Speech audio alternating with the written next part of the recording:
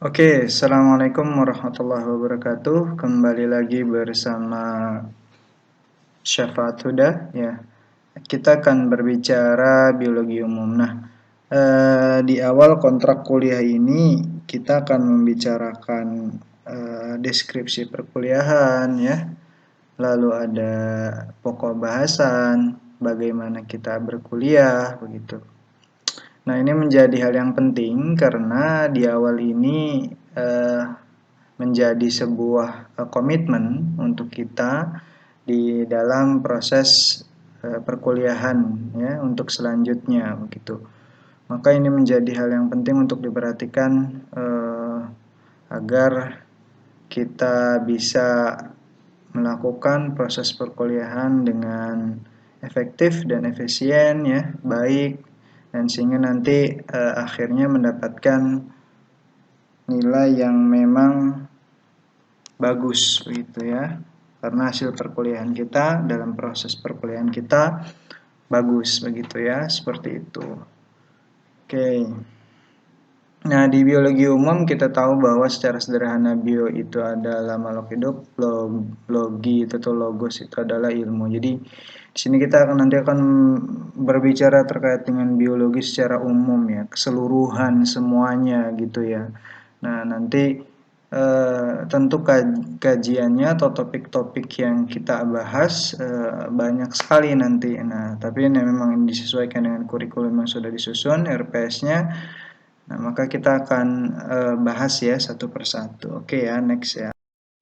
Nah, di deskripsi perkuliahan, untuk deskripsi perkuliahan kita, mata kuliah ini berorientasi pada kajian tentang pengertian biologi sebagai ilmu dalam kehidupan, sel sebagai satuan fungsional, dan unit dasar dalam organisme, lalu nanti ada genetika, mekanisme, evolusi, keanekaragaman biologis, lalu ada organ tanaman, struktur dan fungsi, dan ekologi. Nah, ini banyak ya. Kalau misalkan kita bahas biologi sebagai ilmu dalam kehidupan, tentu biologi itu menjadi ilmu yang tidak terpisahkan dari kehidupan kita sehari-hari. Karena mulai dari kita saja, tubuh kita begitu, ya, manusia gitu, itu adalah biologi gitu, ya, biologi. Jadi mulai dari sel, ya kan, jaringan, organ, sistem organ, organisme, ya. Lalu nanti skop yang terkecilnya menyambung ke sel sebagai satuan fungsional dan unit dasar dalam organisme. Nah, ini di sel juga posisinya itu banyak sekali, ya, organel-organel sel, dan kita sangat amat kalau misalkan kita detail memperbesar metabolisme sel gitu, kerja sel.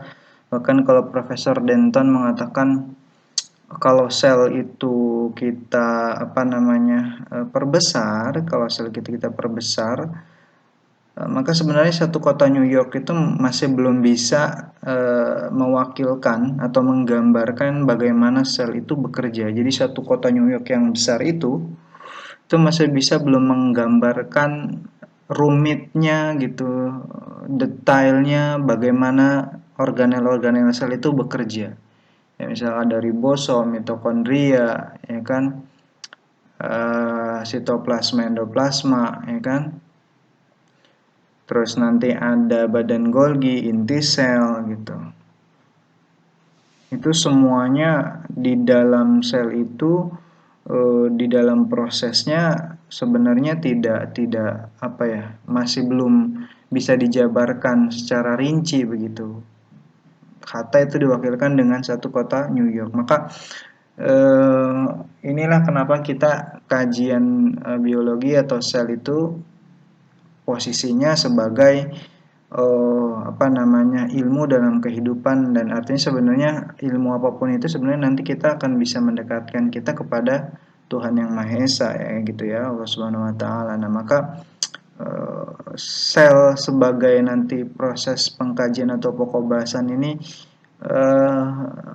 penting sekali nanti, ya, penting sekali untuk diikuti, untuk untuk diikuti agar kita mengerti dan paham bagaimana kita dalam tubuh kita itu struktur kecilnya sel itu yang menyusun tubuh kita sampai besar seperti ini gitu ya. Nah, maka sebenarnya kalau kita mengerti bagaimana kerja sel, kita akan sehat, kita akan bugar begitu, tidak ada apa namanya? Tidak ada proses-proses yang bermasalah di dalam tubuh kita begitu ya, karena kita mengerti dan paham bagaimana cara kerja sel ya, seperti itu. Nah, selanjutnya ada genetika. Nah, di mana genetika ini ada gen ya. Gen itu komponen sel yang dia nanti membawa sifat-sifat keturunan ya, sifat-sifat keturunan dari induk ke anaknya. Nah, di dalam genetika itu prosesnya nanti ada persilangan juga ya, fenotip, genotip begitu ya. Nanti ada apa, dominan, sifat resesif begitu ya. Dan genetika juga ini kan menjadi apa, ilmu biologi yang penting juga eh, di dalam kehidupan sehari-hari. Karena ini juga di dalam genetika nanti kan ada DNA. Nah, DNA ini menjadi hal yang penting yang nanti membawa sifat-sifatnya itu, keturunan itu. Makanya kalau misalnya kita mau uji tes orang tua begitu induk, nah kita bisa menguji dengan DNA, tes DNA. Nah, itu juga sama. Nah, di genetika itu berkaitan gitu ya dengan DNA tadi gitu ya. Dimana proses genetika atau pewarisan-pewarisan sifat itu nanti diturunkan ya, gen-gennya. Nah, kalau DNA kan deoxyribonucleic nucleic acid dia, jadi itu menjadi apa namanya komponen yang penting yang menandakan secara sederhana keturunan itu memiliki sifat yang sama dengan induknya. Itulah kenapa banyak kalau ada apa namanya di sinetron atau misalkan di kehidupan nyata untuk membuktikannya, salah satunya dengan tes DNA seperti itu. Nah, ini mekanisme evolusi. Nah, ini mekanisme evolusi ini menjadi topik yang nanti dibahas di dalam biologi ini, biologi umum menjadi hal yang penting ya. Karena menjadi hal yang menarik ya, karena di evolusi apa, mekanisme evolusi ini di zaman kekinian modern sebenarnya sudah runtuh ya teori evolusi itu oleh Harun Yahya dan Oktar ya, di mana proses evolusi ini sebenarnya sudah tidak berlaku lagi sebenarnya gitu. Dan Oktar membawa atau melakukan penelitian dengan apa namanya menyusun buku ya, membuat buku itu Keruntuhan Teori Evolusi.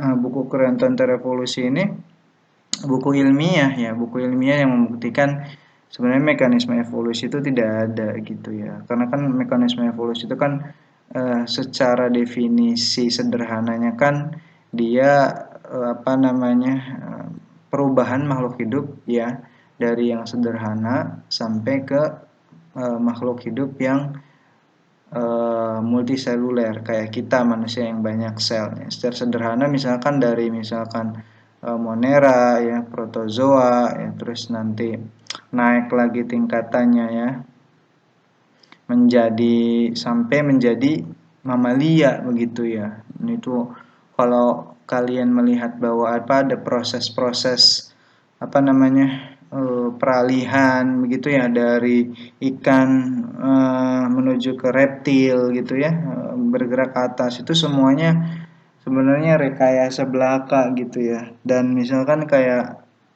contoh di teori evolusi itu adalah manusia itu adalah hasil evolusi dari kera. Nah, secara sederhana kan seperti itu. Sedangkan kalau secara apa namanya anatomi tubuh, kera itu memang dia tetra ya, quadripedal gitu. Tetrapedal. Jadi kakinya itu memang didesain, kaki tangan itu memang empat gitu, bukan terpisah kaki dan tangan. Jadi memang secara struktur itu saja sudah membantah begitu ya, seperti itu.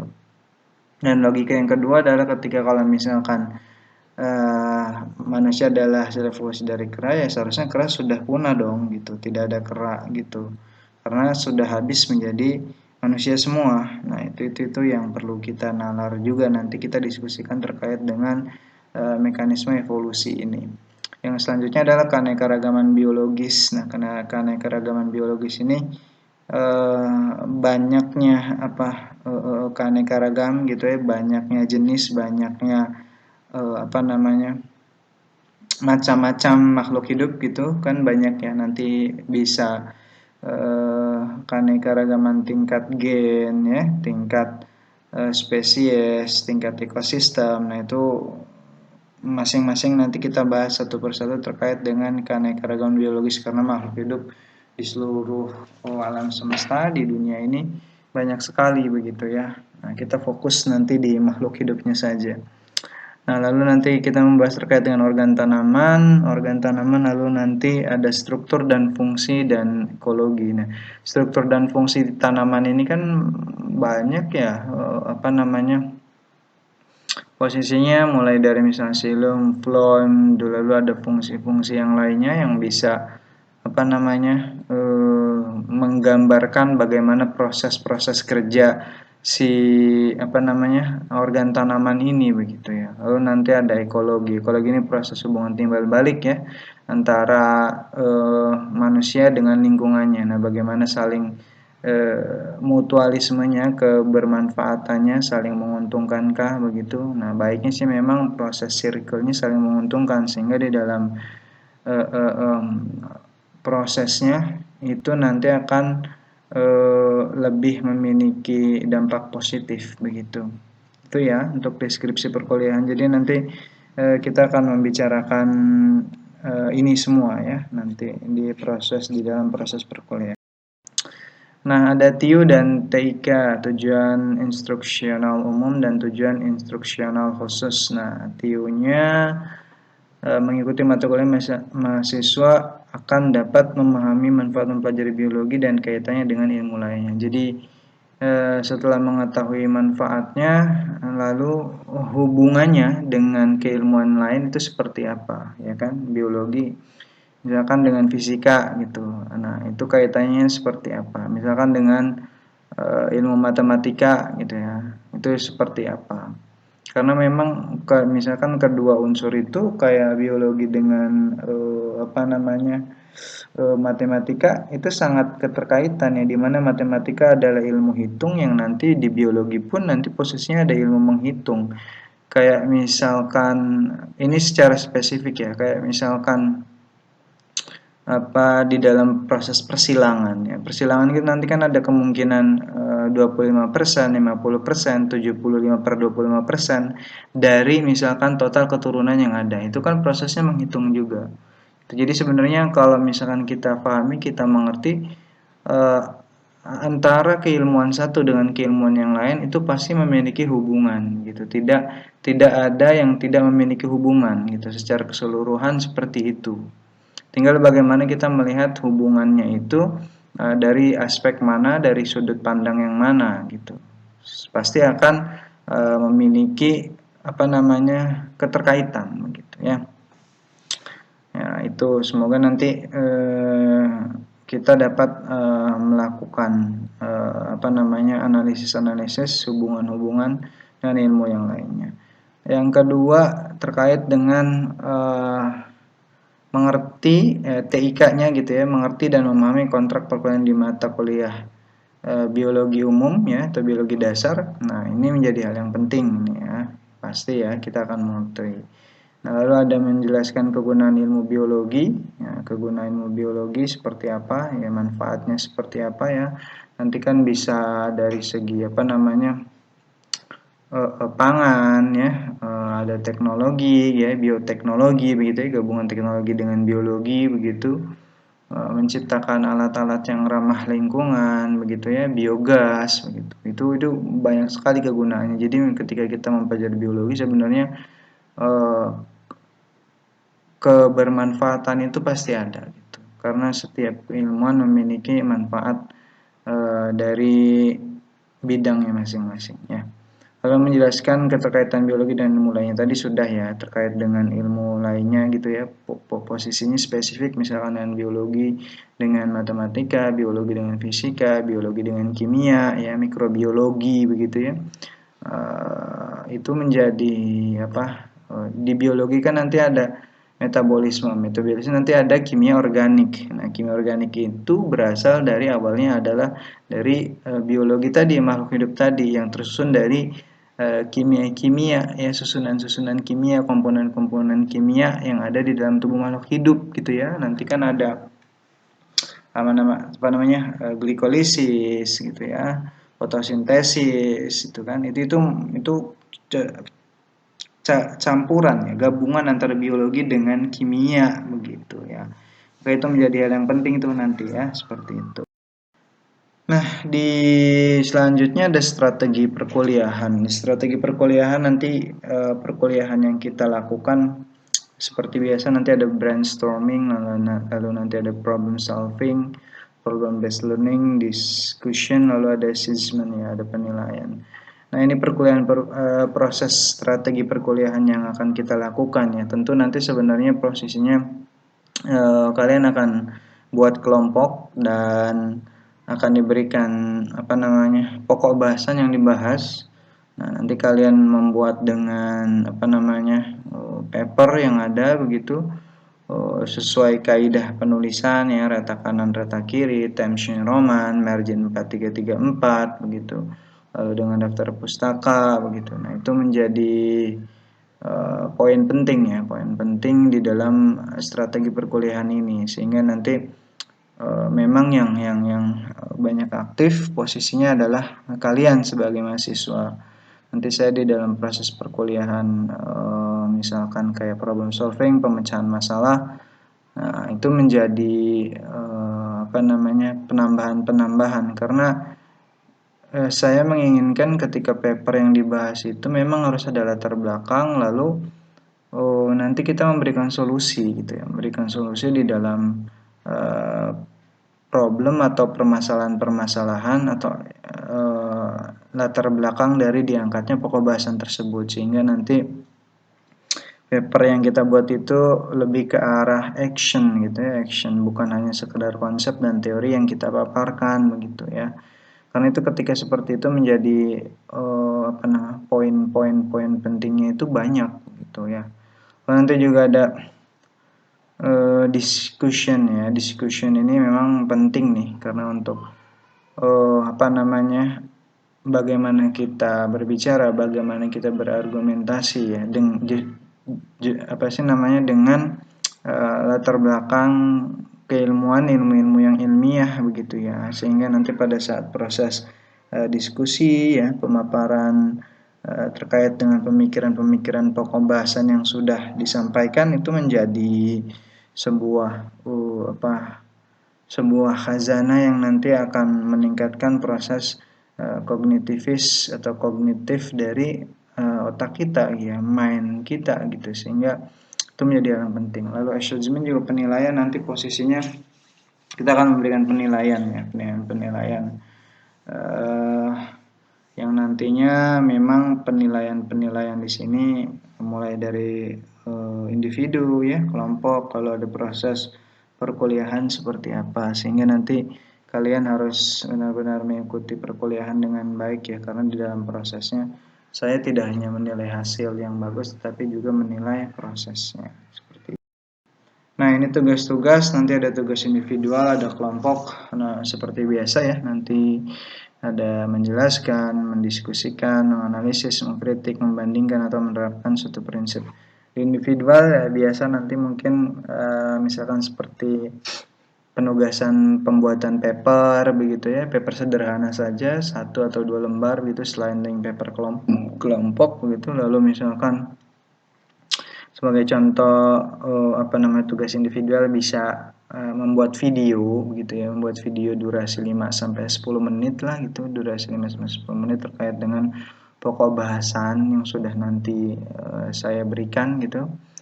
Nah, seperti itu. Nah, kelompok seperti biasa, kelompok nanti menyajikan paper diskusi begitu ya. sekarang masih daring ya secara daring nanti gitu dengan bisa Zoom meeting, Cloud atau Google Meet begitu posisinya. Nah, di situ nanti kalian bisa mengemasnya dengan misalkan tidak hanya presentasi saja, tapi misalkan dengan kuis-kuis ya, dengan tanya jawab sehingga di dalam proses diskusi di dalam kelompok itu bagus gitu ya. Jadi diskusi dalam kelompok itu hidup ya, tidak pasif gitu. Itu juga salah satu treatment untuk agar kita mengecek sebenarnya audiens ini ada atau tidak gitu ya. Maka nanti sebenarnya untuk daring ini saya mewajibkan kalian untuk membuka video karena ini menjadi hal yang menjadi hal yang penting gitu ya. Kalian sebenarnya menyimak dengan baik atau tidak begitu ya, seperti itu. Nah, prosesnya seperti biasa di kelompok nanti ada menjelaskan, kita diskusi, menganalisis ya. Menganalisis kan menguraikan dari pokok-pokok bahasan yang ada, maka memang harus disesuaikan ya gitu. Karena proses analisis ini menjadi hal yang penting ya di dalam proses perkuliahan keilmuan ya.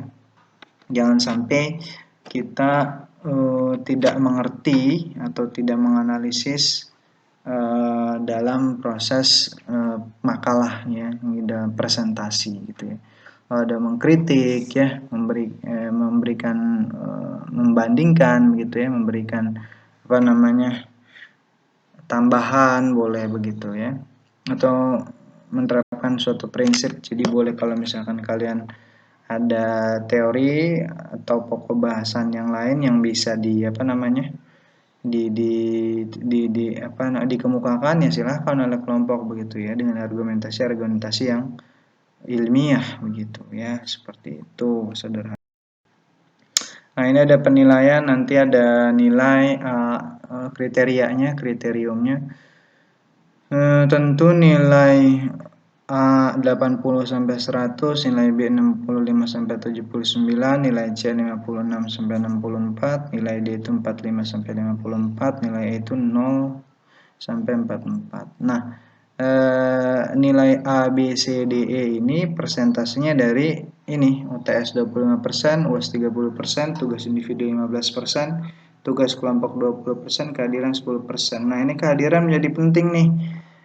Jangan meremehkan kehadiran ya, karena kehadiran di sini posisinya 10%, sangat-sangat memberikan kontribusi. Jadi kalau misalkan nilai kalian tadinya misalkan 70 begitu ya, ada di B, kehadirannya kurang dari 10%, ya berarti kan jadi 60 ya kan, yang tadinya nilainya B jadi nilainya C begitu. Nah, tugas kelompok pun sama ini ya, tugas kelompok mulai dari tata letak, aturan ya, pokoknya terkait dengan tata tertib bagaimana juklak membuat paper presentasi, nah itu diperhatikan juga. Nah, tugas individu juga ada ya 15% seperti itu. Nah, yang paling besar itu adalah UAS 30% ya, karena UAS menjadi penentu ya bagaimana kalian paham gitu ya, mengerti gitu terkait dengan mata kuliah ini begitu, sehingga nanti posisinya menjadi sebuah acuan. UTS 25% ya, seperti itu. Nah, selanjutnya kita membahas kontrak kuliah. Ini nanti jumlah pertemuan 16 kali. Nah, lalu kehadiran minimal 75% ya. Jadi kalau misalkan 16 kali kalian boleh gitu ya, boleh tidak hadir karena uzur kalian sakit ada atau kepentingan mendesak, kepentingan keluarga yang tidak bisa ditinggal, 3 kali lah ya, 3 kali. Lalu toleransi keterlambatan dosen dan mahasiswa maksimal 40 menit. 40 menit ini ya. Luar biasa nih, 40 menit keterlambatannya ya. Lalu jadi kalau misalkan telat sama sekali ya sudahlah ya, berarti kalian benar-benar tidak niat untuk kuliah. Lalu ada pakaian sesuai dengan kode etik mahasiswa, HP off atau silent ya. Tentu di masa pandemi ini posisinya HP digunakan sebagai alat media ya untuk presentasi. ada pengumpulan tugas yang telat akan dikurangi 3 poin atau per hari ya. Jadi per hari 3 poin. Jadi posisinya kita harus disiplin lah ya. Disiplin dalam pengumpulan tugas. Lalu membuat gaduh poin 3 keluar tidak bisa ikut ujian. Jadi kalau misalkan posisinya kalian membuat tidak kondusif ya, diperingatkan sekali 2 kali masih saja, maka nanti akan ada kebijakan untuk tidak mengikutkan ujian kalian begitu ya.